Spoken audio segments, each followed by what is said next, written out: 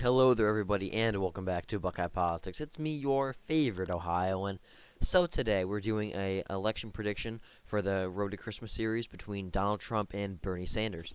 This was suggested by Libertarian Zoomer. Go subscribe to his channel. Go show him some support. He actually is going to make political videos. I think he's the first channel to get featured that actually makes political videos. So kind of funny, but yeah, go subscribe to him. I did enjoy his one video out there. I did enjoy it. So please go subscribe to him, show him some support. The link to his channel will be in the comments, the pinned comment. So anyways, he also added that he wanted it to be based off of recent polls. I'm not completely sure what that means. I'm either guessing he means based off of like Trump's approval rating or polls between Trump and Bernie for 2024. I figured he meant a poll between Trump and Bernie for 2024. So I looked and looked, but I could not find a single hypothetical polling for 2024 between Trump and Bernie. They had Trump and Biden, Trump and Kamala, Trump and Buttigieg, but there was no Trump and Bernie, which surprised me. So I'm not really sure what he meant by based on recent polls because I can't find a single poll that really shows a Trump versus Bernie matchup. So I'm just going to do my prediction and yeah, I apologize. I don't know what else you could mean. I didn't know if you mean approval ratings, then I could maybe do that. But I'm just gonna do a basic, just a prediction. So a lot of people say, especially on the right, say that Bernie would be completely unelectable if he get blown out of the water. And while I do partially agree with that, I think Bernie does actually have a decent amount of appeal. I mean, you saw what happened when the Democrats did get their main base out, as well as in 2020, the Democrats when you saw what happened when Democrats could get their main base out, as well as make some gains in the suburbs. You saw even with Trump's heavy swing to the rights in rural areas and even in the inner city, a lot of inner city voters took a turn to the right. The Democrats still managed to win. So Bernie Sanders, I think that at this point, just because of how polarized we've gotten, Bernie Sanders would make the race much more competitive than most people think. I don't think there'd be a complete red wave, but I think Trump would still win, just because at this point in time we're still a center-right country, and Bernie, unless Bernie really ran on a populist platform, like I don't know if you saw, there was a video a few days ago. He went to Illinois to campaign with union members because Kellogg's was moving their jobs to Mexico. If he ran a campaign like that, a 2016 style, then I honestly do think that he would have a very good chance at beating Trump. And he probably would have beaten Trump in 2016, but as we saw in the 2020 Democratic primary, and as we've seen his voting record in the Senate, it's pretty awful. He's pretty much far left kind of guy. He's not really that populist. He doesn't have that populist white working class appeal that a lot of Democrats say he does.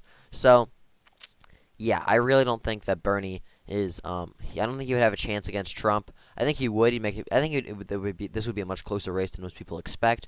But I don't expect it to be all that competitive either. I think Trump should have no issue winning. So Trump's likely states include states of Texas and Florida. Texas and Florida, they should make sense.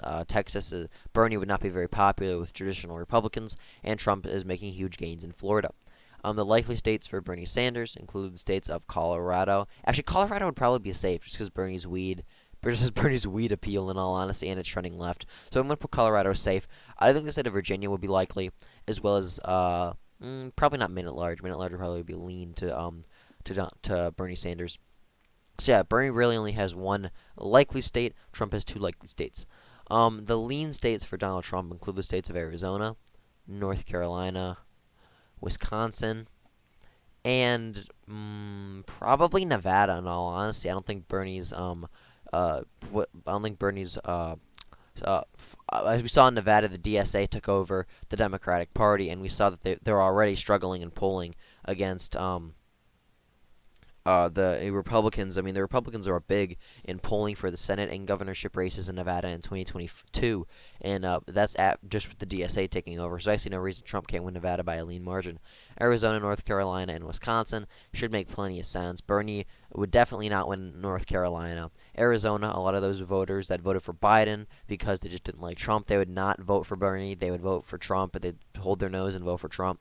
And Wisconsin could be interesting, but I think that Bernie's white working class appeal is the weakest in Wisconsin. I think he'd make it interesting, but I think Trump would still win Wisconsin just because Bernie's appeal in Wisconsin would be the weakest. So here we go. We have the lean states for Donald Trump. The lean states for Bernie Sanders include states of New Mexico, Maine at large, and probably Minnesota, in all honesty. Cause I think Bernie would do very well in the Minneapolis area, just as we saw with Biden getting those crazy shifts in Minnesota. I think Bernie would do the same in the Minneapolis area. New Mexico, I think a lot of people in New Mexico is a very oil reliant state, and with Bernie being very focused on environmental issues and stopping the use of oil and fracking and all that, I do think that New Mexico would actually get much more competitive because Trump would run on that, paint Bernie as anti-oil, which in many sense he is. So I think a lot of those areas, those New Mexico oil workers would swing heavy to Trump, but the suburbs and inner city of Albuquerque and Santa Fe are just too large. So I think I'd still probably go to Bernie, but by a much slimmer margin. Um, the tilt states for Trump include states of Michigan, Pennsylvania, New Hampshire. Probably not New Hampshire, in all honesty. I think New Hampshire tilt to Bernie, in all honesty. I do think Trump would very narrowly win Nebraska's 2nd district. And there we have it. So we now have the reason that Michigan and Pennsylvania are tilting to Trump is that Bernie would have a decent amount of appeal with the white working class in both states, so he would do okay, as well as get that strong urban area support. A lot of people in urban areas and college areas would turn out heavily for Bernie.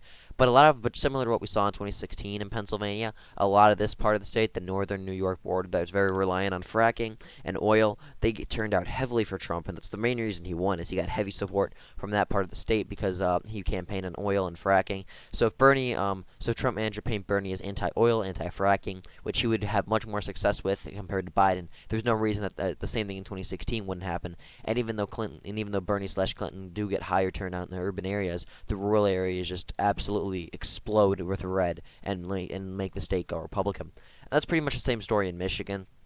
Bernie would have a decent amount of appeal in Detroit and the college areas, but the white working class and rural parts of the state would just absolutely explode for Trump, and he would carry the state very narrowly. Nebraska's 2nd district, I think Trump is making gains in the suburbs, and it got gerrymandered to be about a point or two more Republican. So I think Trump would very narrowly win it. Nebraska's 2nd district could very easily go to Bernie. I really could. It's pretty much a toss-up, but just because of trends and pollsters right now for Trump, I do think he will very narrowly win it. State of Georgia is very, very interesting. I do not know where to categorize it. I think Bernie would get massive turnout in the Atlanta and Atlanta suburbs, but Trump would also get massive turnout in the rural areas. So I'm very undecided on the state of Georgia for who it would go to.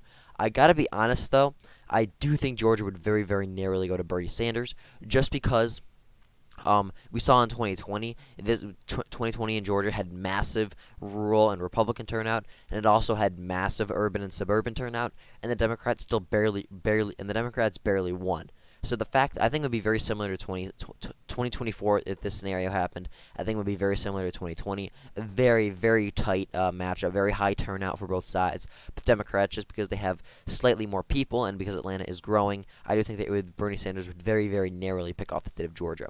That could be wrong, though. That's kind of a bold prediction in my opinion. But yeah, so we have Trump versus Bernie. Trump 297 electoral votes, Bernie Sanders 241. Thank you for watching, and I will see you in the next video.